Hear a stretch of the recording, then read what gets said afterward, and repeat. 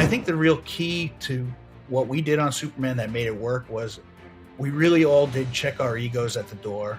Superman was the only person that mattered. It was always about the stories. It was always about where are we going with this stuff. Whenever we had a problem, it would be shouted out, let's just kill him. And this was the time where I said, okay, wise guys, if we kill him, then what happens? I says, I think we better not screw up, because this is one of those things we can do once. We just all agreed and knew that we didn't want Kryptonite to kill him. We didn't want Lex Luthor to kill him. It had to be something new. It had to be something different.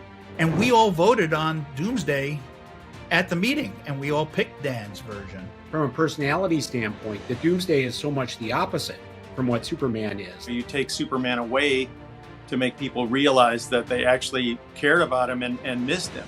We really did get the comic stores interested, and we got a lot of new readers out of it as well. You meet people who at comic book conventions, and they say, oh, this was my first comic. Whole families were coming out, uncles and aunts.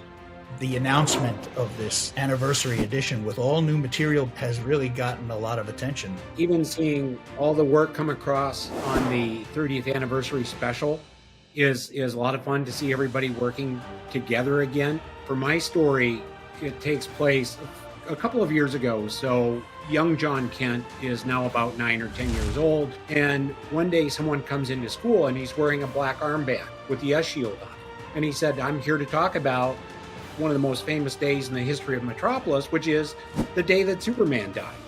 And young John Kent sits there and he says, what? That sets us off on a story that can take us through kind of a retrospective of what happened in Metropolis during those times, and also introduce a new villain called Doombreaker that comes into the Superman universe now.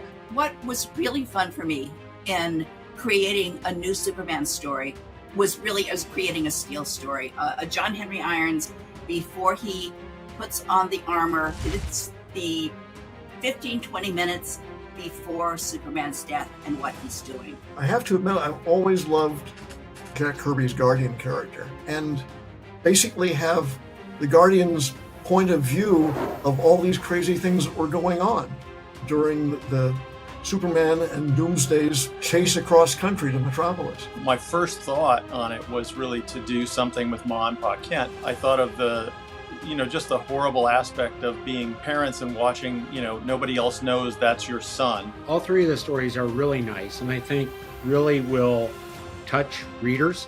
It's just great to see these collections come out periodically to remind people that this was a big deal.